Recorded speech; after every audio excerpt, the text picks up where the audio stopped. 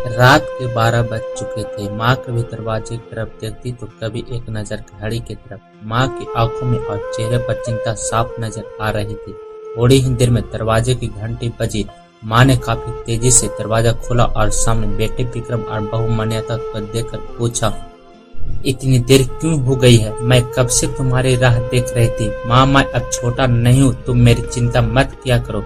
विक्रम के घर अंदर प्रवेश करते हुए बोला, बेटा कितना भी बड़ा हो जाए माँ के लिए छोटा ही रहता है। चलो छोड़ो, हाथ पैर धो लो, मैं तुम्हारे लिए खाना लगा देता हूँ। माँ ने दरवाजा बंद करते हुए कहा, माँ जी हम बाहर से खाना खा कर आए, अब खा लीजिए, हम सोने जा रहे हैं। बहू मान्यता ने कहा, लेकिन मैंने तो तुम लोगों की पसंद की खीर बनाई, और थोड़ी थोड़ी खा लो। माँ तुझे एक बार में समझ में नहीं आता क्या? तेरी बहू ने कहा ना हम बाहर से खाना खाकर आए हैं, क्यों परेशान करती है? जा तू खीर खा ले और सो जा, और हमें भी शांति से सोने दे। माँ के लिए कैसे खीर खा सकती थी और उसे खाए बिना खाए नींद कैसे आ सकती थी? क्योंकि बेटे के इंतजार में उसने भी कुछ नहीं खाया था। वह किचन में गई, एक गिलास पानी पिया और अपने रूम में चली गई। सुबह 10 बजे विक्रम की आंखें खुली। बाजू में मान्यता भी उसे सो रही थी।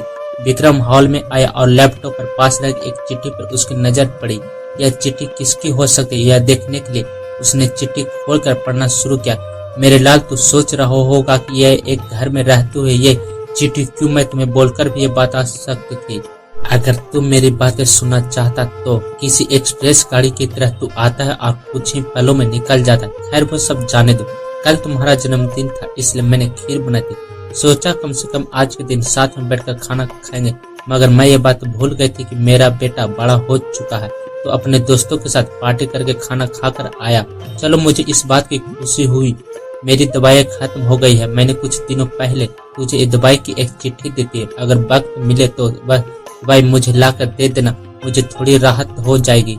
विक्रम को याद आया कि 4-5 दिन पहले माँ ने एक दवाई की चिट्ठी दी थी। उसने अपने ऑफिस बैग में जाकर उस चिट्ठी को तलाशा और उसे खोलकर देखा। उसमें लिखा था, तू मुझे ऐसी दवाई लाकर दो जिससे मैं अपने बेटों को भुला सकूं। विक्रम को रियलाइज हुआ कि मुझे बहुत बड़ी गलती हो गई। उसकी आंखें नम हो गई। वह तुरंत अपने माँ के कमरे की तरफ दौड़ा। सबसे पहले उठ जाने वाली माँ की आज क्यों नहीं उठी थी, देखकर उसे आश्चर्य हुआ। उसने माँ को उठाने की काफी कोशिश की, लेकिन माँ की मृत्यु तब तक हो चुकी थी। विक्रम के पास फुट फुट कर रोने के अलावा कोई और चारा नहीं बचा। दोस्तों, यह कहने की जरूरत नहीं है कि माँ बाप जीवन में कितने मूल्यवान, उनके रहते हुए उनकी सेवा करो, उनसे प्यार करो। वह चले जाए तो कुछ नहीं कर पाओगे।